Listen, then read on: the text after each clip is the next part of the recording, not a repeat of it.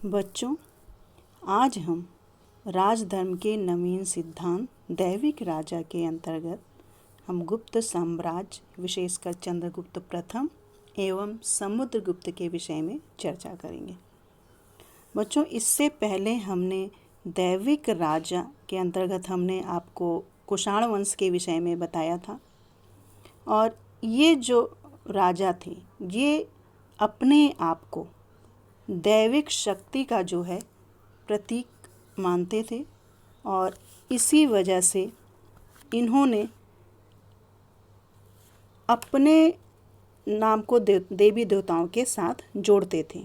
ये जितने भी थे, चाहे कुषाण वंश के लोग हों या गुप्त साम्राज्य के जो भी राजा थे, वो अपने आप को देवताओं के साथ जोड़ते थे।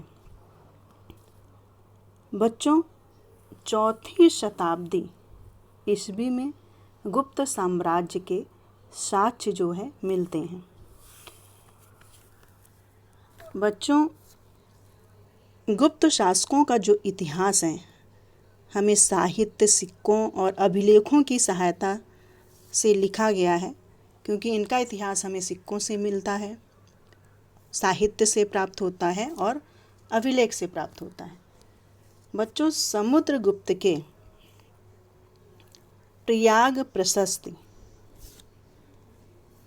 जिसकी रचना जो है हरिसेन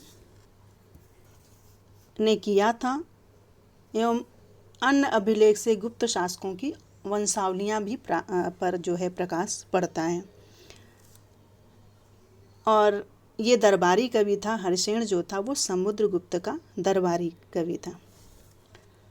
बच्चों, इन अभिलेखों से ज्ञात होता है कि श्री गुप्त ने गुप्त साम्राज्य की जो है स्थापना किया था। ये श्री गुप्त थे जो इनके संस्थापक कहे जाते थे।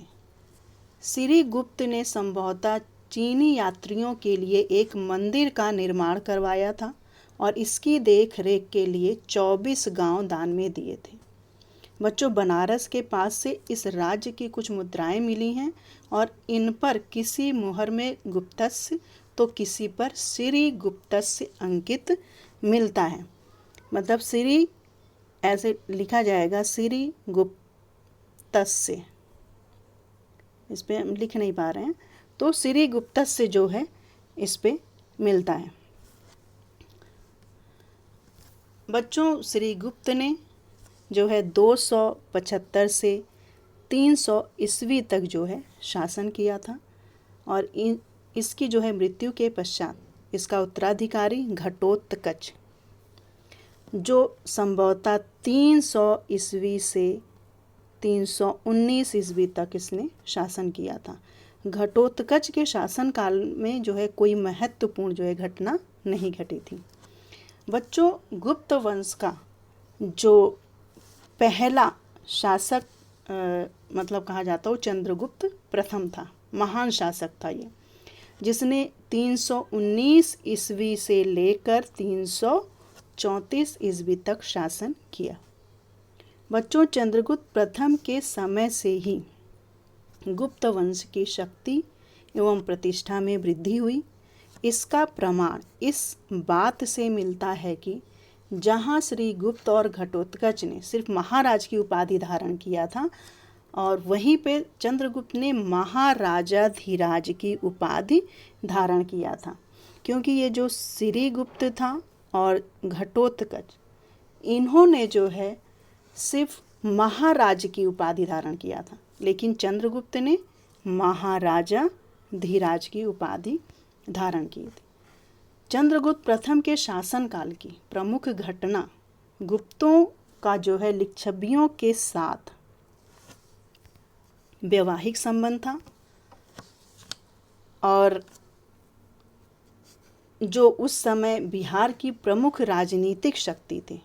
चंद्रगुप्त के इस वैवाहिक संबंध का प्रमाण हमें जो है चंद्रगुप्त कुमार देवी प्रकार के सिक्कों से होती है। बच्चों, इस विवाह से गुप्तों एवं लिच्छवियों का एकीकरण हुआ और संभवतः इसीलिए चंद्रगुप्त प्रथम महाराजाधिराज कहलाए। जो उन्होंने उपाधि धारण किया था, इसी के बाद उन्होंने इस उपाधि को ग्रहण किया था।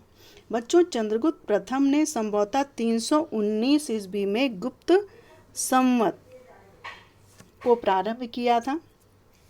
ये अक्सर आपके एग्जाम में आता है, 319 ईस्वी तिथियों में ये अक्सर पूछा जाता है कि इस समय कौन सी घटना घटित हुई थी ऐतिहासिक तिथियों में। तो इसको याद कर लीजिएगा, 319 ईस्वी में क्या हुआ था, गुप्त संवत की स्थापना हुई थी, यानी कि गुप्त संवत प्रारंभ हुआ था। और किसके द्वारा? चंद्रगुप्त प्रथम के द्वारा प्रारंभ किया गया था। बच्चों, अपने जीवन के अंतिम चरण में इसने कुमार देवी से उत्पन्न पुत्र समुद्रगुप्त को अपना उत्तराधिकारी नियुक्त किया, जिसकी पुष्टि हमें जो है, इसकी पुष्टि किससे होती है? प्रयाग प्रशस्ति एवं एरण अभिलेख से होती है। बच्चों, समुद्रगुप्त का जो है एक महान गुप्त वंश का एक महान विजेता और पराक्रमी शासक था। अनेक विद्वानों ने उसकी तुलना जो किया है वो मतलब किससे किया है? नेपोलियन से करते हुए उसको क्या कहा गया? भारत का नेपोलियन कहा गया है। बच्चों, समुद्रगुप्त ने नवोदित गुप्त राज्य की शक्ति एवं प्रतिष्ठा में वृद्धि करके उसे एक साम्राज्य में बदल दिया था। बच्चों, समुद्रगुप्त के कार्यों एवं विजयों का वर्णन हरिसेन द्वारा रचित प्रयाग प्रशस्ति में मिलता है। इससे पहले अभी हमने आपको दिखाया था, हरिसेन मतलब इसका दरबारी कवि था और उसके द्वारा ये प्रयाग प्रशस्ति की रचना की गई थी और जिससे हमें इसके इतिहास का पता चलता है। बच्चों, हरिसेन ने प्रयाग प्रशस्ति की रचना जो किया है वो किस शैली में किया है? चंपू शैली में किया है। बच्चों, चंपू शैली देखिए, यदि हमने यहाँ पे नोट रूप में हमने दे दिया है इसको कि यदि गद्य और पद्य दोनों विधा का प्रयोग एक साथ हो तो उसे चंपू काव्य या चंपू शैली कहते हैं। हिंदी में आपने पढ़ा भी होगा। बच्चों, यानी कि कोई ऐसा लेख जो गद्य और पद्य मिलाकर लिखा गया हो उसे क्या कहते हैं? चंपू शैली कहते हैं। बच्चों,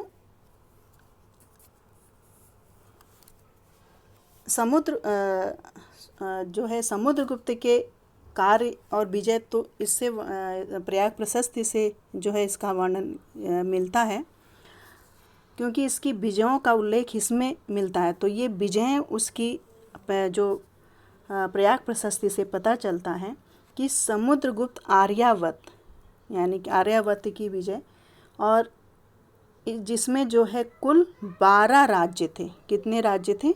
12 राज्यों का इसमें उल्लेख किया गया है प्रयाग प्रशस्ति में। और इस विजय को उसने 2 बार में किया था, एक बार में नहीं। इस विजय को 2 बार उसने किया था, पूर्ण किया था। पहली बार में उसने जो है समुद्रगुप्त ने आर्यावर्त के 3 राज्यों मतलब पहली बार में 3 राज्यों और दूसरी बार में उसने 9 राज्यों की विजय किया था।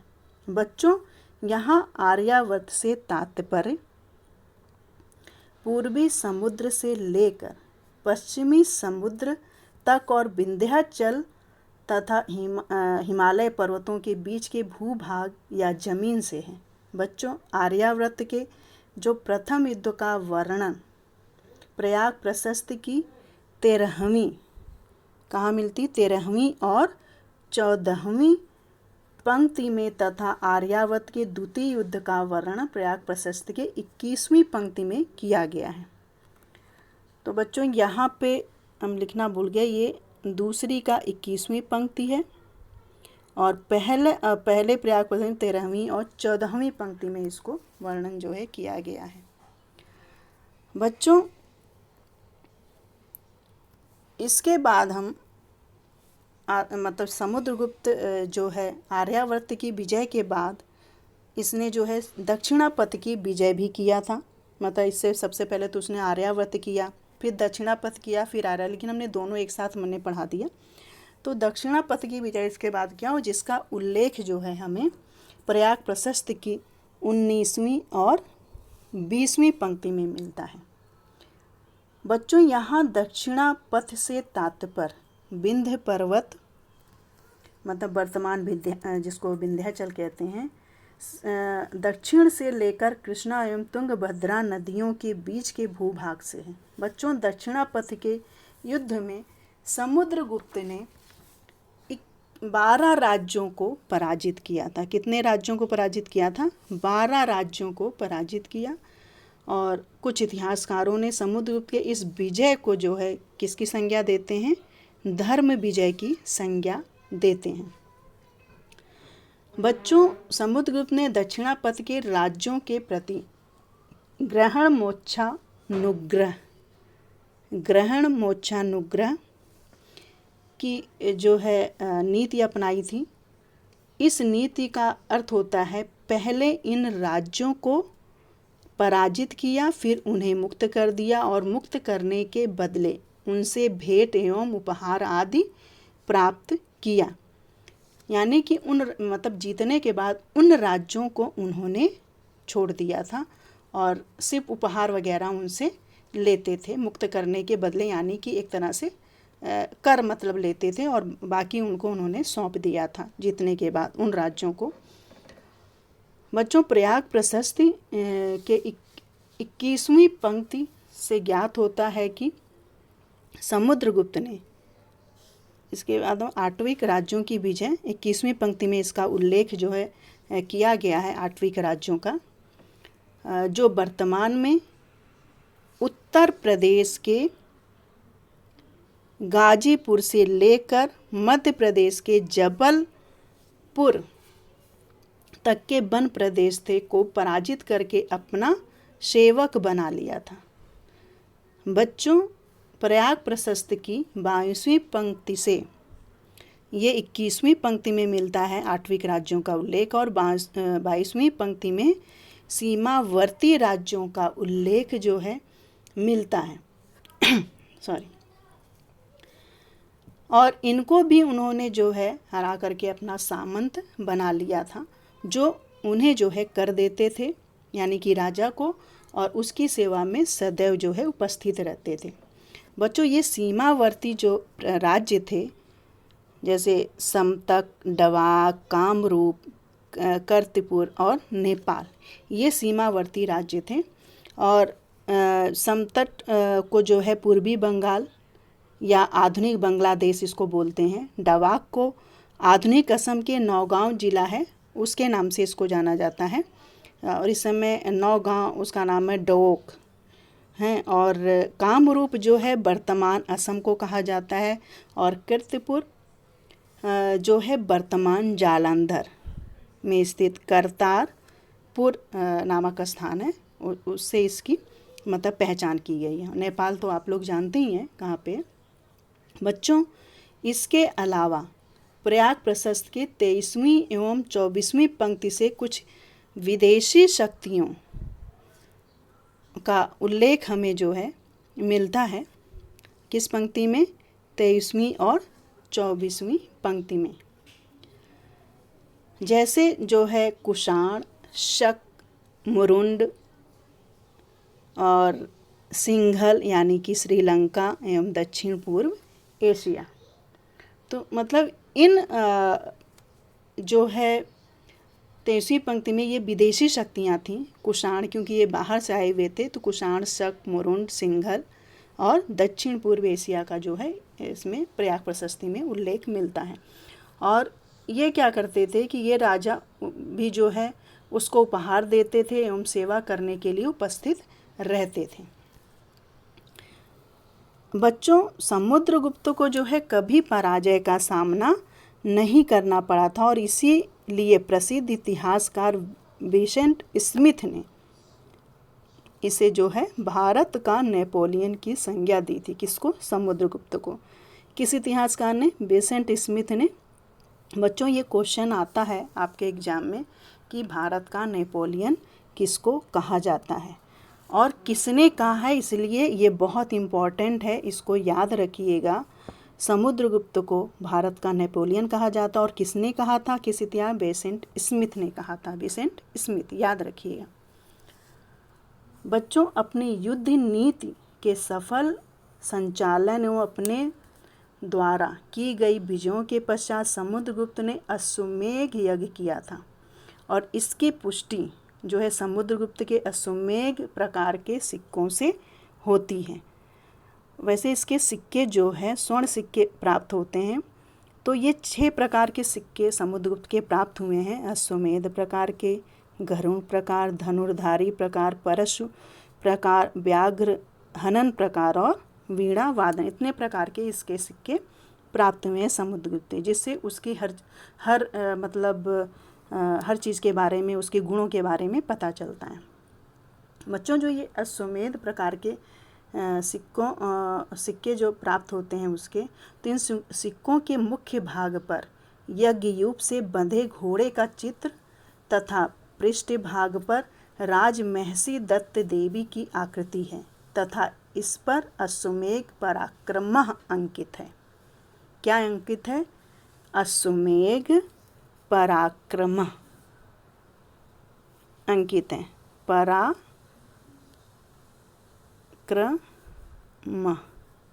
ये अंकित है, अश्वमेध पराक्रम अंकित है। बच्चों,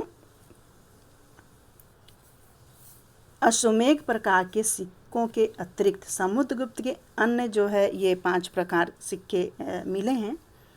तो इसमें जो है इनसे हमें क्या पता चलता है, इनकी रुचियाँ पता चलती, इनकी उपलब्धियों के विषय में जो है हमें जानकारी मिलती है। सबसे पहले हम आपको ये सिक्के दिखा दें कि किस प्रकार के जो है गुप्त काल के। देखिए ये सिक्के मिले हैं समुद्रगुप्त के, ये हमने नेट से निकाला था। देखिए ये गरुण स्तंभ समुद्रगुप्त का ये सिक्का है। ये कैसा है आप लोग इसको मतलब देख लीजिए। ये पूरा ये समुद्रगुप्त का सिक्का है। और बच्चों इसके अलावा ये भी सिक्का है। ये सब समुद्रगुप्त के सिक्के पाए गए हैं उस समय। उसमें गुप्तकालीन सिक्के सबसे मतलब बहुत ज़्यादा इस समय सोने के सिक्के प्राप्त हुए हैं। तो ये यहाँ पर देखिए समुद्रगुप्त, भारत का नेपोलियन। तो ये देखिए अश्वमेध प्रकार के सिक्के हैं। तो इन सिक्कों ये जितने प्रकार के सिक्के हैं, सारे सिक्के तो हम नहीं ले पाए, लेकिन इतने सिक्के हमने दिखाने के लिए आपको इसमें ले लिया था। तो इस प्रकार के सिक्के समुद्रगुप्त के पाए गए हैं।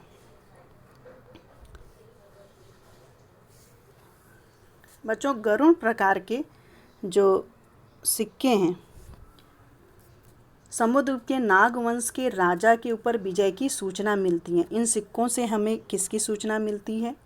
नागवंश के राजा की।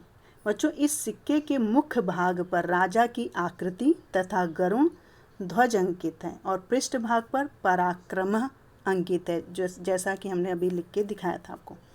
समुद्रगुप्त के धनुर्धारी प्रकार के सिक्कों के मुख्य भाग पर धनुष बाण लेकर, मतलब सम्राट जो है धनुष बाण लेकर के खड़े हैं और पृष्ठ भाग पर उनकी उपाधि अप्रीतरथ अंकित है, जिसका तात्पर्य होता है मुकाबला करने वाला कोई वीर योद्धा, मतलब जिसका मुकाबला कोई कि करने वाला कोई वीर योद्धा ना हो, मतलब इसका तात्पर्य है इस नाम का। और समुद्रगुप्त का जो धनुर्धारी प्रकार का सिक्का उसके श्रेष्ठ धनुष बाण चलाने वाला बताता है। बच्चों, समुद्रगुप्त की एक जो स्वर्ण मुद्रा और मिली है वो किस प्रकार की है? परशु प्रकार की है, जिसके बाएं हाथ में परशु धारण किए हुए राजा का चित्र अंकित है। पृष्ठ भाग पर देवी की आकृति के साथ समुद्रगुप्त की उपाधि कृतांत परशु अंकित है। बच्चों, समुद्रगुप्त की एक जो और मुद्रा मिली है वो क्या है? व्याघ्र हनन प्रकार की मुद्रा मिली है और इसके मुख्य भाग पर धनुष बाण के माध्यम से व्याघ्र का आखेट यानी कि शिकार करते हुए राजा की आकृति है तथा उस राजा की उपाधि व्याघ्र पराक्रम अंकित है। इस मुद्रा के पृष्ठ भाग पर मकर वाहिनी गंगा की आकृति के साथ साथ राजा समुद्रगुप्त अंकित है। इस प्रकार के सिक्के से जहाँ एक ओर समुद्रगुप्त का शिकार करने का प्रेमी होना प्रतीत होता है, वहीं दूसरी ओर समुद्रगुप्त के द्वारा गंगा घाटी की विजय भी इंगित करता है।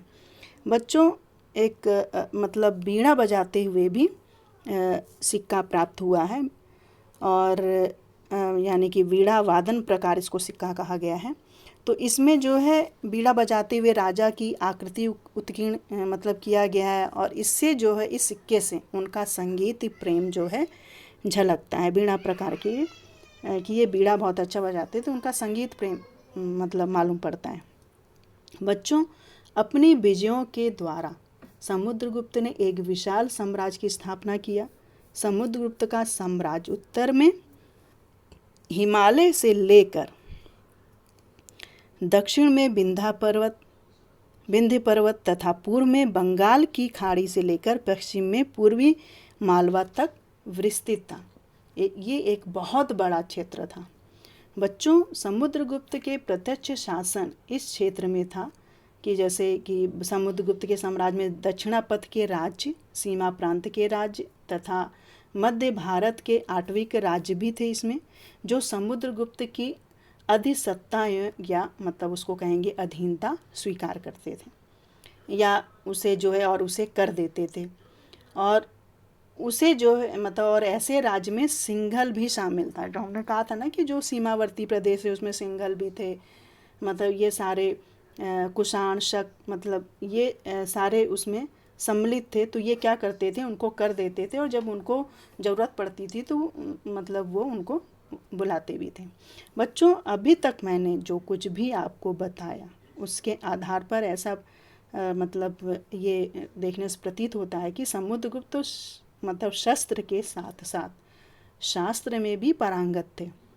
उसके व्यक्तिगत गुणों की प्रशंसा उसके दरबारी कवि हरिसेन ने बड़े सुंदर शब्दों में किया है कि उसने समुद्रगुप्त को कविराज, संगीत का प्रेमी और कुबेर, वरुण और इंद्र के समान जो है बताया है। समुद्रगुप्त को क्या बताया है, उसके कवि ने हरिसेन ने कविराज बताया है, संगीत का प्रेमी, कुबेर, वरुण और इंद्र के समान समुद्रगुप्त को उसने बताया। और इसकी पुष्टि उसके सिक्कों से हो जाती है। जितने प्रकार के सिक्के मिले हैं समुद्रगुप्त के, उनसे इन सब चीज़ों की पुष्टि हो जाती है। तो बच्चों, आज का जो लेसन है वो मतलब ये जो टॉपिक है वो यहीं पे हम समाप्त करते हैं। आगे के जो गुप्त साम्राज्य के जो शासक हैं वो हम कल पढ़ाएंगे।